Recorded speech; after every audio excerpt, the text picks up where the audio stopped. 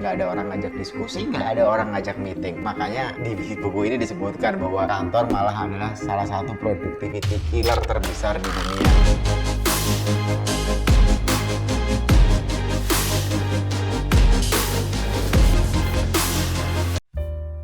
Halo teman-teman semua, kita jumpa lagi tentang review buku. Jadi sebenarnya goal saya nggak cuma tentang buku, tapi untuk awal ini memang goal review buku, dan harapannya mungkin memang banyak yang nggak sempat baca buku, atau mungkin misalnya buku berbahasa Inggris itu jarang ada di toko buku di Indonesia, itu sehingga ini bisa menjadi review yang mungkin sedikit membantu. Good, buku berikutnya lanjutan dari buku sebelumnya, yaitu Rework kemarin, sekarang Remote. Remote itu sama karya Jason Fried, judulnya Office Not Required. Jadi kemarin ada yang nanya, tadi malam habis ada webinar, ada 1.500-an orang bareng Eva Pora. Poinnya adalah buku ini sebenarnya muncul kayak jauh sebelum COVID, kalau nggak salah tahun 2013 buku ini di launching. Jadi bukan karena ada COVID, ada muncul buku Remote. Remote itu adalah kerja dari manapun. Jadi nggak harus satu kota, bahkan bisa jadi ada beda negara pun masih bisa kerja bareng-bareng. Good. Apa poin menarik dari buku ini? Poin menarik dari buku ini adalah, yang pertama adalah kenapa pekerjaan sebenarnya nggak pernah ada di kantor. Kemarin juga udah dikasih spoilernya, yaitu interruption. Banyak sekali interupsi, gangguan, distraksi di kantor. Kalau kita mau kerja ya paling enak ketika lagi sendiri, bisa lagi fokus, nggak ada orang ganggu, nggak ada orang ngajak ngobrol, nggak ada orang ngajak diskusi, nggak ada orang ngajak meeting. Makanya di buku ini disebutkan bahwa kantor malah adalah salah satu productivity killer terbesar di dunia. Dengan kita datang ke kantor, kumpul sama orang, ngomongin banyak hal, itu jadi bikin kita ganggu produktivitas. Jadi, dan kita juga enak banget stop commuting. Ada misalnya orang dari Depok atau dari Bekasi atau dari Bogor kerja di Jakarta 2 jam sekali jalan, pulang pergi 4 jam. Kalau macet bisa 5 jam, 6 jam tiap hari. Jadi mungkin kerjanya 8 jam tapi di jalannya bisa 5 jam. Itu kayak sangat-sangat wasting of time, wasting of energy, wasting of resource, wasting of money. Banyak banget hal yang terbuang saat kita bepergian. Nah, kita di sini ngajarin bahwa hampir semua kerjaan itu kita berpikir kalau kita kumpul, kita seru-seruan, kita bareng-bareng, itu baru bisa muncul magic happen gitu. Kita kumpul, nyatuin energi, semangat bareng-bareng, baru magic terjadi, keajaiban terjadi. Ternyata faktanya nggak seperti itu. Banyak keajaiban juga muncul saat kita lagi sendirian, saat kita lagi benar-benar fokus, saat kita di WC mungkin lagi ngelamun, atau di malam-malam sebelum tidur, atau apapun, saat kita sedang sendiri. Bisa juga hal-hal besar muncul dari situ. Jadi poinnya itu hanya mitos semata. Kalau kita benar-benar mau fokus kerjaan,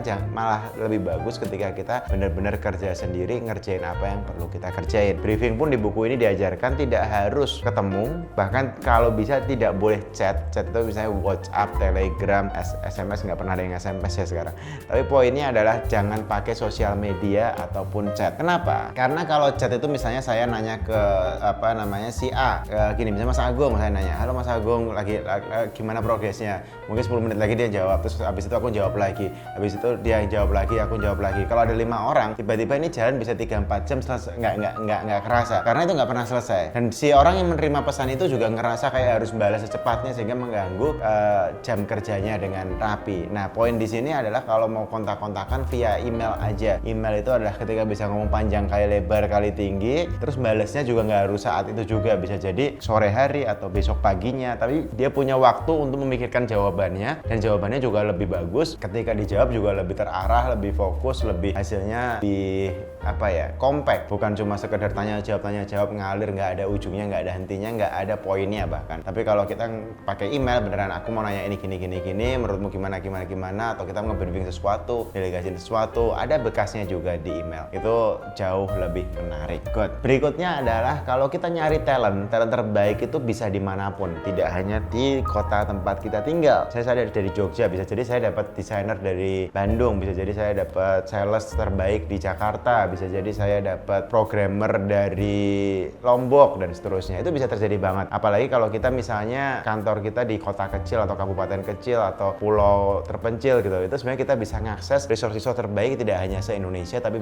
juga bisa sedunia. Kita bisa dapat programmer dari India mungkin, desainer dari Filipina mungkin, dan seterusnya. Tapi poinnya adalah best talent itu dimanapun. Kalau kita batasin hanya ruang lingkupnya ada di tempat kita, jangan-jangan kita ketinggalan sesuatu yang sebenarnya bisa kita dapatkan dengan dengan tim yang lebih kompeten, tim yang lebih bagus, tim yang lebih jagoan, tapi tidak satu kota. Jadi kita bisa belajar dari situ. Berikutnya kalau kita melihat bahwa di sini diajarkan ketika kerja remote itu sebenarnya kalau salah satu problem kita kantor itu namanya office politik. Office politik itu adalah siapa gajinya berapa, siapa dapat bonus berapa, kok dia dapat kerjaan itu, kok dia dikasih jabatan itu, kok dia dipromosiin, itu hal-hal kayak gitu bener-bener kayak bisa mengganggu produktivitas dengan sangat-sangat ekstrim. Jason Fried ngajarkan bahwa semuanya transparan, bener-bener semua dibagi, semua tahu semua informasi, tidak ada yang ditutupi sama sekali. Itu juga spirit perusahaan besar. Ketika perusahaan sudah IPO, sudah publik, semua datanya bisa diakses oleh publik, oleh orang umum. Artinya tidak semua orang bisa tahu gajinya si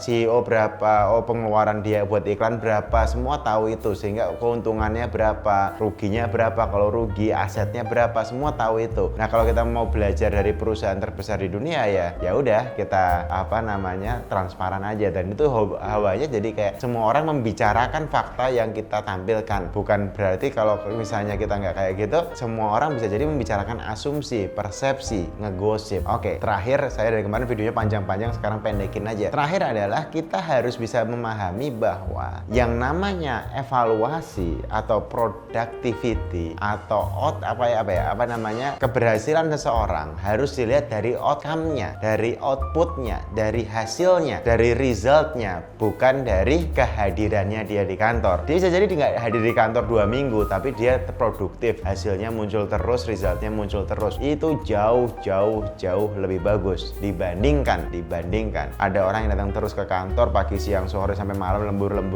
berbulan-bulan, bertahun-tahun, tapi hasilnya tidak pernah terasa. Ada juga orang yang bilang kan kayak politik itu mau politik lipstick apa politik garam gitu. Kalau lipstick itu adalah dia terlihat tapi tidak terasa. Kalau politik garam itu adalah dia tidak terlihat tapi terasa asin. Nah, kita pengen punya tim yang dia itu terasa gitu, produktivitasnya terasa, performance-nya terasa, result-nya terasa, outcome-nya, dibanding hanya terlihat tapi tidak ada hasilnya gitu teman-teman. Untuk buku remote kali ini video pendek, thank you semuanya.